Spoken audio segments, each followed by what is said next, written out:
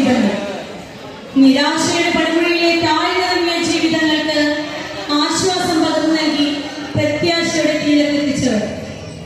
ജീവിത പ്രതിസന്ധികളിൽ എങ്ങോട്ട് തിരിയണം, എവിടേക്ക് പോകണമെന്നറിയാതെ പകച്ചു നിൽക്കുമ്പോൾ തമ്പുരാന്റെ കരം പിടിച്ച് മുന്നേറുവാൻ നമുക്ക് സാധിക്കണം.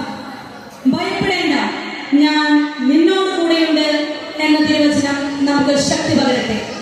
ഇതാ ഇവിടെ ആരംഭിക്കുന്നു ഭൂമിയിൽ സ്വർഗം പണിയുന്നവർ.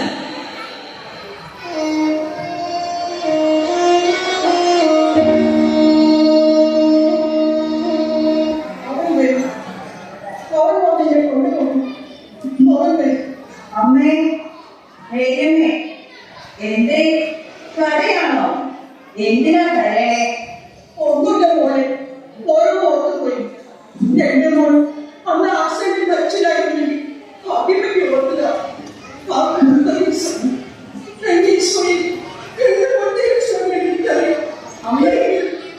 ആര് പറഞ്ഞു അതൊരു കറുത്ത ദിവസമാണെന്ന്? ശരിക്കും അത് തമ്പുരാന്റെ വിശുദ്ധ ദിവസമായിരുന്നില്ലേ? അമ്മയുടെ മകൻ ആഘോഷി ഇപ്പോൾ സ്വർഗത്തിലല്ലേ? 25-ാം വയസ്സിൽ തമ്പുരാൻ തന്നെ കൊണ്ടുപോയതല്ലേ? തമ്പുരാൻ ഇഷ്ടമുള്ളതുകൊണ്ട്. അപ്പൊ തമിഴനെ എന്നെ ഇഷ്ടമില്ലാതെ ഞാൻ വിശ്വസിച്ചോട്ടല്ലേ? അല്ല ഇവിടെ എന്റെ അമ്മച്ചി, എനിക്കോ മക്കളില്ല. ആ നിരാശ എന്നെ വല്ലാതെ അറിഞ്ഞുകൊണ്ടിരിക്കും. ഒരു പ്രത്യാശയും ഇല്ലാതെയാണ് ഞാൻ നിങ്ങൾ സ്നേഹിക്കുന്ന ഭർത്താവിനെ കൂടി ഈശ്വരൻ കൊണ്ടുപോയപ്പോ പിന്നെ ഞാൻ ഒറ്റയ്ക്കാണ്. ധാരാളം സ്വത്തുണ്ട്, എന്നാൽ അനുഭവിക്കാൻ ആളില്ലല്ലോ. ഇവിടുത്തെ കുഞ്ഞുമക്കളുടെ ജീവിതത്തിനായി എന്റെ സ്വന്തം ഞാൻ കൊടുത്തപ്പോ സ്നേഹത്തിന്റെയും സാമൂഹ്യത്തിന്റെയും 1000 കുടുംബങ്ങളാണ് ഞാനും അനുഭവിക്കുന്നത്. അത് മതി, എനിക്ക് അത് മതി. ഭാര്യമേ, അമ്മ ചെയ്തത് എത്ര വലിയ പുണ്യപ്രവൃത്തിയാണെന്നോ. അതുകൊണ്ട് നമ്മുടെ ഇവിടെയുള്ള മക്കളുടെ വിദ്യാഭ്യാസത്തിനും വസ്ത്രത്തിനും എന്തിനേറെ പറയുന്നു, അവരുടെ വിവാഹം കട്ടിവെക്കാൻ പോലും നമുക്ക് സാധിച്ചില്ലേ?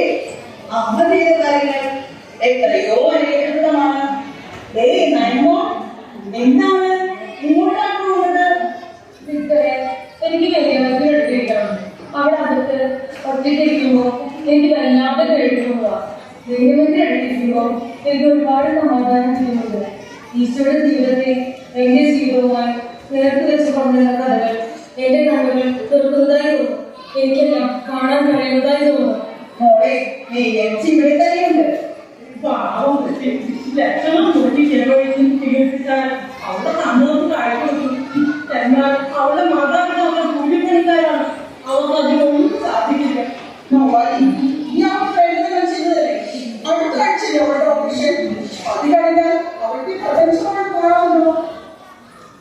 ഭവാനിയമ്മേ, മേരിയമ്മച്ചി, സമ്പത്തിലൂടെയും പ്രാർത്ഥനയിലൂടെയും നിങ്ങൾ ഒരുപാട് പേർക്ക് പുതിയ ജീവിതം നൽകിയിട്ടുണ്ട്. അങ്ങനെ ഒരു ജീവിതം അനുഭവിക്കാൻ പോകുന്ന ആളാണ് ഞാൻ.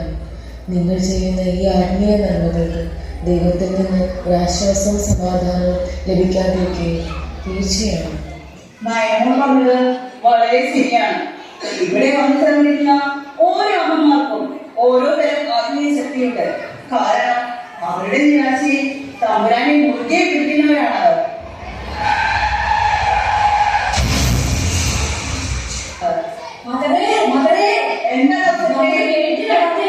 ഒരാൾ വീട് കെടുക്കുന്നു, വണ്ടി എന്താ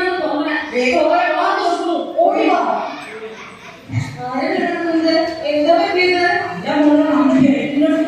ആര് വണ്ടി വെച്ച് വീടുന്നതൊന്നും ആവശ്യപ്പെട്ടൊന്നും തോന്നുന്ന അത് എന്റെ കൂടെ സംഭവിച്ചു പോലെയായിരുന്നു. ഈ സുഖിയുടെ അവനവൻ വേദനിക്കുന്ന അമ്മ എനിക്കുണ്ടായ ഒരു അമ്മയുണ്ട്. അവർ ഈ സുഖി ഈ സുഖി എനിക്ക് തിരിച്ചു തരണം. എന്റെ ഈ സുഖിയെ വിഷമിക്കല്ലേ, അവനൊന്നും പറ്റില്ലെന്ന്. ഇങ്ങനെ കാര്യല്ലേ, അയച്ചതിനെ പറ്റിയൊന്നും സംഭവിക്കില്ല. എന്റെ അമ്മ ഇങ്ങനെ വിഷമിക്കല്ലേ. അന്ന സിസ്റ്ററിനെ മോശപ്പെട്ട് കാണുന്നില്ലല്ലോ, എന്താ പറ്റിയതാവും? അങ്ങനെയായിരിക്കും. ഭവാനിയെ ഒരു കഥയിലേക്ക്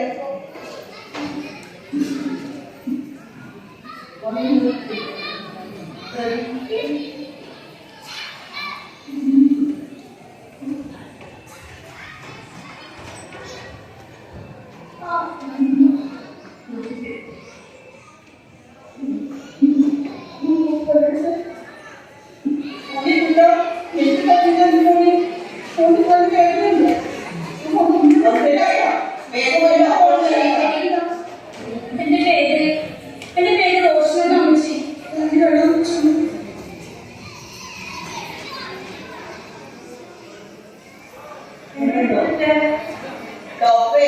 ആക്സിഡന്റ് ആയിരുന്നു. കാലിന് നല്ല പരിക്കുള്ളത് തോന്നുന്നു. നല്ല വേദനയുണ്ടല്ലേ? ഞാൻ നോക്കട്ടെ. ഞാൻ ഡോക്ടറെ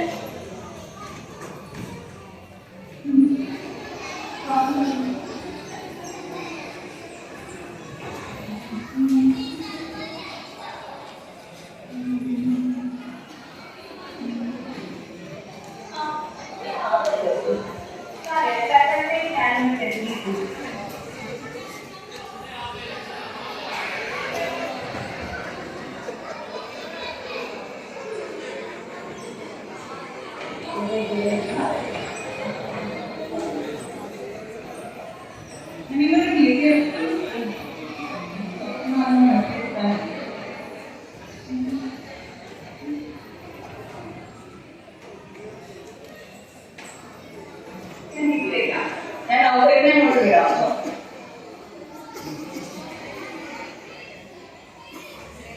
മോനെ പക്ഷ മോന്റെ വീട്ടിലാണെങ്കിലേ എനിക്ക് ആരുമില്ല. എന്റെ പപ്പയും മമ്മിയും ഒരു ആക്സിഡന്റ് മരിച്ചു പോയതാ. എന്റെ കൊച്ചഞ്ചി റോഷ്നി അവളും എന്റെ വീട്ടിൽ പോയി. ആരുമില്ല മോനെ. ഇപ്പോൾ ഞങ്ങളെല്ലാവരും മോനെ കൂടെയുണ്ടല്ലോ. വിഷമിക്കട്ടോ.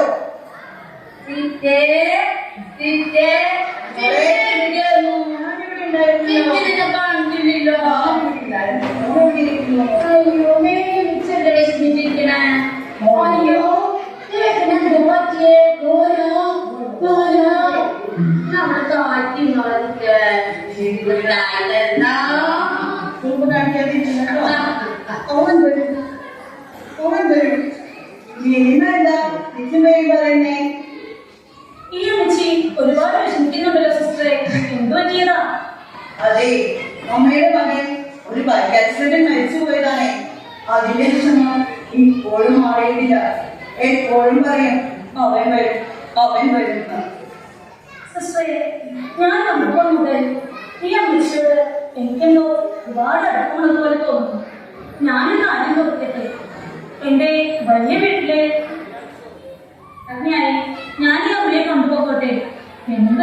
ഇവിടെ എന്തെല്ലാം നിയമങ്ങളുണ്ടോ അതെല്ലാം പാലിച്ചുകൊണ്ട് തന്നെ ഞാൻ വേദിച്ചേ സ്വന്തമാക്കിക്കോട്ടെ.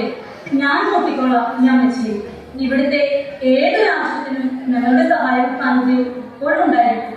മോനെ ദൈവം അനുഗ്രഹിക്കട്ടെ. അവർ വന്നു, എന്റെ മകൻ തിരിച്ചു വന്നു. ഇവിടെ ഒന്നും അസാധ്യമല്ല. നല്ല പരിക്കുണ്ടാവും. ഇല്ല മോളെ, കാണിൽ വരെ നോക്കിക്കൊണ്ടുവന്നു. ചികിത്സിച്ചാൽ കണ്ണിന് കാഴ്ച കിട്ടുമില്ലേ? ഇത് നോക്കാൻ കേട്ടോ മോനെ. അതെല്ലാം ശരിയാക്കിയിട്ടുണ്ട്. അടുത്ത ആഴ്ച നമ്മുടെ നയമോളുടെ കണ്ണിലെ ഓപ്പറേഷനാണ്. നമ്മുടെ ഭവാനിയമ്മ അതിന് വേണ്ടുന്ന എല്ലാ കാര്യങ്ങളും ചെയ്തിട്ടുണ്ട്. നമ്മുടെ തമ്പുരാനെ ഒന്നും അസാധ്യമല്ല. തക്ക സമയത്ത് എല്ലാ കാര്യങ്ങളും നമുക്ക് നടത്തി തരും. മോനെ, ഞാനൊരു കാര്യം പറയട്ടെ. മോന്റെ കാലിന്റെ പരിധി വേദമാക്കുന്നത് വരെ ഇവിടെ ഔദ്യോഗിക താമസിക്കാം. ഔദ്യോഗികമുണ്ടല്ലോ മോനെ സഹായിക്കാനായിട്ട്. ഞങ്ങളൊക്കെ കൂടെ എന്താ കൂടെയുണ്ടല്ലോ. ശരി സിസ്റ്റർ. ആരുമില്ലാതെ ഞാൻ എന്റെ വീട്ടിൽ എന്ത് ചെയ്യുമെന്നോർത്ത് വിഷമിച്ചിരിക്കുകയായിരുന്നു. പ്രത്യാശ നഷ്ടപ്പെട്ടവർക്ക് അത് തിരികെ നൽകാൻ ദൈവം പറഞ്ഞു കഴിയുന്ന ചിലർ നമുക്കിടയിലുണ്ട്. അല്ലേ സിസ്റ്റർ? അതേ മോനെ, അങ്ങനെ ചിലരായാൽ മാത്രം പോരാ. നമുക്ക് എല്ലാവർക്കും പ്രത്യാശയുള്ളവരായിരിക്കാം. നമ്മുടെ ഭവാനിയമ്മയെ പോലെയും റോഷനെ പോലെയും സ്വന്തം ദുഃഖങ്ങളും വേദനകളും മറന്ന് മറ്റുള്ളവരുടെ ദുഃഖങ്ങളിൽ പ്രത്യാശയുടെ കിരണങ്ങളാകുവാനും ദൈവസ്നേഹത്തിന്റെ വക്താക്കളാകുവാനും നമുക്ക് എല്ലാവർക്കും പരിശ്രമിക്കാം. വരൂ.